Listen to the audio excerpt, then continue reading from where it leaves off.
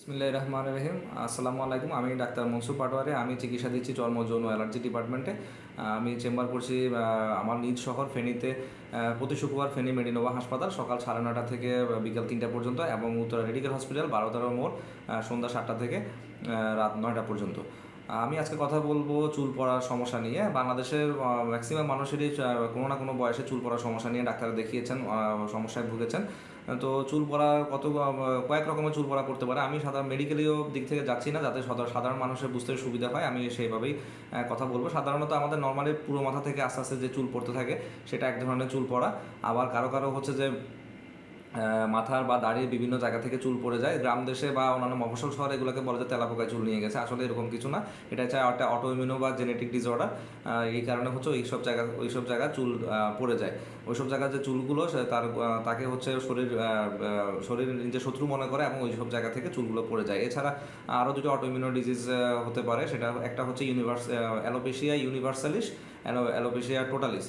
আর যেটা জায়গা জায়গা থেকে পড়ে যায় সেটার নাম হচ্ছে অ্যালোপেশিয়া এরিয়াটা, মানে একটা নির্দিষ্ট জায়গা থেকে চুল পড়ে গেছে। আর অ্যালোপেশিয়া টোটালিস হচ্ছে আপনার পুরো মাথার কোথাও চুল থাকবে না, একদম হঠাৎ করে একই দিনে একই সময়ের মধ্যে সব চুল পড়ে যাবে। আর অ্যালোপেশিয়া ইউনিভার্সালিস হচ্ছে সারা সারা শরীরের কোথাও হচ্ছে চুল বা লোম কিছুই থাকবে না, একদম মাথা থেকে শুরু করে সব জায়গার চুলই পড়ে যাবে। তো এইসব ক্ষেত্রে আমরা নর্মাল চুল যেটা পড়ে সারা পুরো মাথা থেকে, সেটার জন্য আমরা যেসব ওষুধ ইউজ করি আর অন্যান্য যেগুলো ইউজ করি সব কিন্তু একরকম হবে না, এক একটা ট্রিটমেন্ট প্রোটোকল এক এক রকম।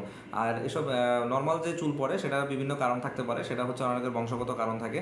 বংশগত কারণ হলে এটা চিকিৎসা করাটা একটু টাফ হয়ে যায়। আর যেসব অন্য বংশগত কারণে হলে চিকিৎসা করাটা টাফ হয়ে যায়। এছাড়া আরও বিভিন্ন কারণে পড়তে পারে, যেমন হরমোনের কারণে সমস্যা হতে পারে। থাইরয়েড হরমোন, টেস্টোস্টেরন হরমোন বেড়ে গেলেও কিন্তু টেস্টোস্টেরন সাধারণত পুরুষালী হরমোন।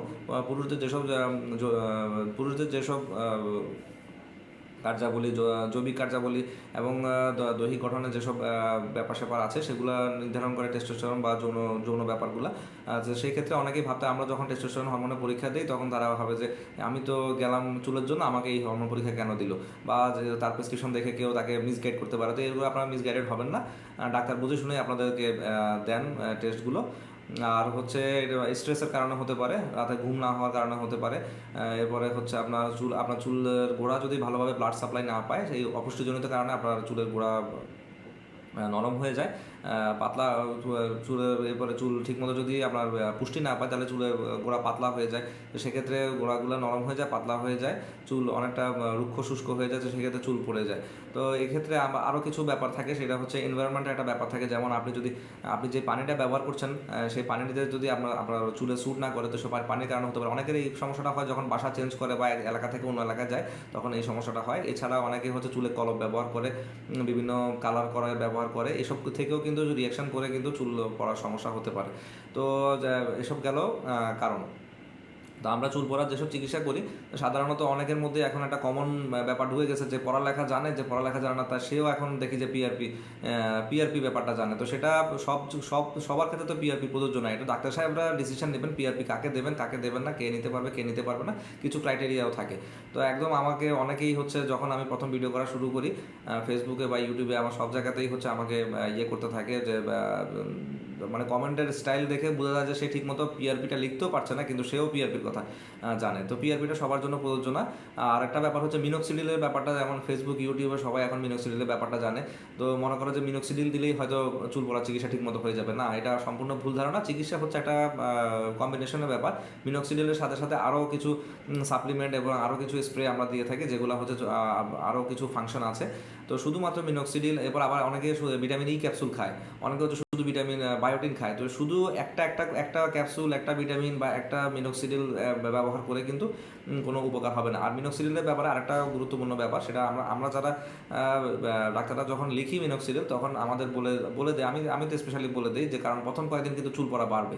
তো এইটা যদি আমরা না বলে দিই, কাউন্সিলিংটা না করি, তাহলে অনেক রোগীরাই ভুল বুঝতে পারে, তারা উল্টা ডাক্তারের উপরেই রাগ করতে পারে। আর কখনো ডাক্তারের কাছে নাও আসতে পারে ফলো আপে।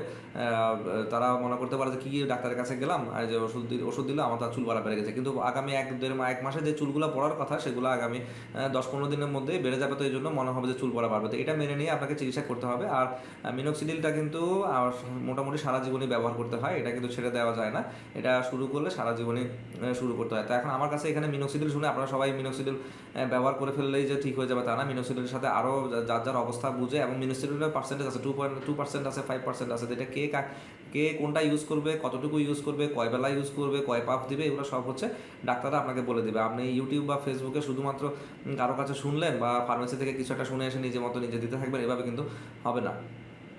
আর হচ্ছে আপনারা আরেকটা কাজ করেন যে অনেকে যে শ্যাম্পু ব্যবহার করে হচ্ছে শ্যাম্পুটা ঠিকমতো ব্যবহার না করার কারণে কিন্তু চুল পড়ে অনেকে হচ্ছে শ্যাম্পু দিয়ে চুল করে হচ্ছে মানে অনেক রগড়াতে শুরু করে, জোরে জোরে করতে শুরু করে, ডলা শুরু করে। তো এইসব ক্ষেত্রে এই কাজটা করা যাবে না।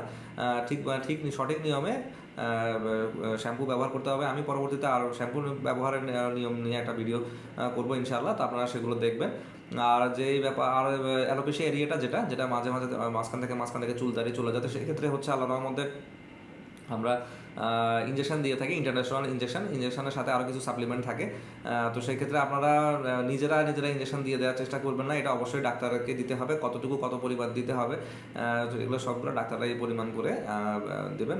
এছাড়া হচ্ছে অ্যালোপেশিয়া টোটালিস আর হচ্ছে অ্যালোপেশিয়া ইউনিভার্সালিস, এই সব ক্ষেত্রে আমরা ইঞ্জেকশন দিই না। এইসব ক্ষেত্রে কিছু স্পেশাল টাইপের মেডিসিন আছে যেগুলো সবার জন্য প্রযোজ্য না, সেটা সবার জন্য প্রয়োজন না, একজনের কাছে শুনে খেয়ে ফেললেই হবে না, এটার অনেক সাইড ইফেক্টও থাকতে পারে। তো এই জন্য ডাক্তার ওই পেশেন্টের সব কিছু অ্যাসেস করে তারপরে ঠিক করবেন যে সে ওই বিশেষ টাইপের ওষুধগুলো দিবে কিনা। এবং ওই বিশেষ টাইপের ওষুধ কিন্তু আরও বিভিন্ন অন্যান্য রোগেও ব্যবহার হয়। তো এই জন্য আপনাকে যদি আমরা প্রেসক্রাইব করি বা আপনি নিজে থেকে আমরা যদি প্রেসক্রাইব করি, কেউ আপনাকে মিসগাইড করতে পারে, হ্যাঁ ওই রোগের ওষুধ আপনাকে দিল কেন, এই রোগের ওষুধ আপনাকে দিল কেন। এই সব ক্ষেত্রে এই বিভিন্ন জায়গা থেকে মানুষজন বাংলাদেশে আসলে বলতে গেলে প্রতিটা ঘরে ঘরেই ডাক্তার, একজনের প্রেসক্রিপশন দেখে আরেকজন ওষুধ খাওয়ার চেষ্টা করে, একজনটা দেখে আরেকজনকে অ্যাডভাইস দিতে চেষ্টা করে, এগুলো আসলে করা যাবে না। যার সমস্যা তার, এবং তার শরীরের কন্ডিশন আরেকজনের মতো হবে না। এটা এইটা থেকে আমার বাবা মাও কিন্তু এটার বাইরে না, আমার বাবা মাও সেম কাজই করে। আমি ডাক্তার হয়েছি বলে আমার বাবা মা যে সব কিছু বোঝেন, সব কিছু ঠিক মতো করেন তাও কিন্তু না। তো এটা মানুষের একটা কমন সাইকোলজি হয়ে গেছে বাংলাদেশে, যে আরেকজনেরটা দেখে নিজে ওষুধ খাওয়া। তো এই কাজগুলো করা যাবে না, সেটা চুলের ক্ষেত্রেই হোক আর যে কোনো ক্ষেত্রেই হোক, যার যার সমস্যা তার যার যার শারীরিক কন্ডিশন তার আপনাদেরকে এটা বুঝতে হবে।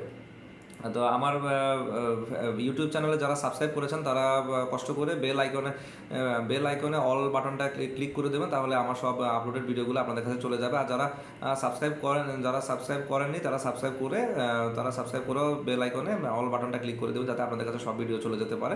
তো আমি সব ভিডিওতে একটা শেষ কথা বলি, সেটা হচ্ছে যে আপনারা আল্লাহর কাছে চাইতে হবে, সেটার জন্য নামাজ পড়তে হবে 5 ওয়াক্ত, এবং যারা মুসলিম আছেন তারা ইসলামের যেসব নিয়মকানুন আছে সেটার মতো করে আল্লাহকে ডাকুন আর নামাজ কালাম করুন, আল্লাহর কাছে রোগ মুক্তি চান, নিশ্চয়ই আল্লাহ আমাদের রোগ মুক্ত করে দেবেন। সবাই ভালো থাকবেন।